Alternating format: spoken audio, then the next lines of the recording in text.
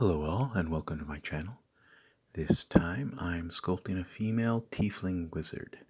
I'm going for a glamorous but also strong and fierce look with this mini. I'm going to try to take my inspiration for this build from figures like Elvira and Galadriel, women of beauty and glamour but not simple pinups. They have an air about them that commands respect. This woman is a wizard, which means she is also quite clever and powerful. Her beauty is just another of her instruments at her disposal. I begin by adding mass for the head. I'm going to bake this once the head is done, and I'm confident I can smooth over the seam between the neck and head enough that it won't be noticeable. My big challenge with making the head is making it this small gives it very little mass to resist pressure from various sides as I work to smooth out the whole head and press in to add features. To complicate that even further, I'm going to be sculpting the hair out of clay this time instead of using cotton as I've shown previously. I'm going for a shorter bob hairdo, and it could work to do that out of cotton, but clay is perfectly viable too, and the two approaches have their pros and cons. The choice here came down to how cotton absorbs paint in a way that spreads through the cotton. And with this sculpt, I picture the hair with more contrast, a higher contrast.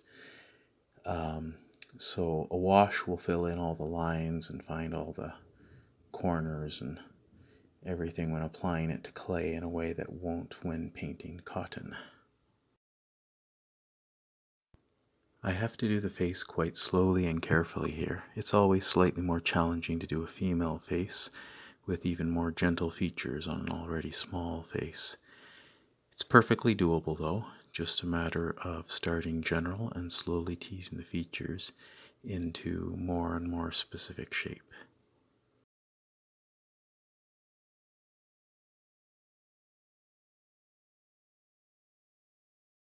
Adding the hair was easy enough. I just eyeballed the shapes to cut out of the flattened piece of clay and dabbed them onto the head, lightly shaping the pieces together and around the head.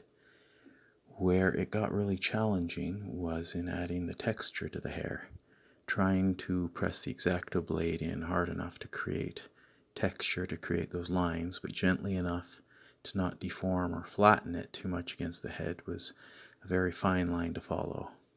I ended up getting back to this after baking the head and hair and adding some more lines where I could press just a little bit harder with the tip of that X-Acto blade.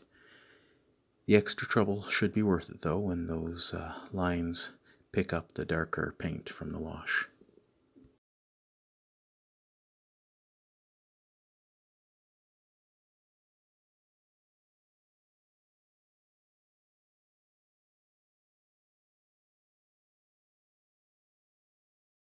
Thanks again for watching. If you have an idea for a character of yours you'd like to see sculpted, please leave a comment. That's my thing on this channel, making content for subscribers. You help me choose what I'm making next, and if I choose your specific idea, I'll also send it to you unfinished. Please like and subscribe.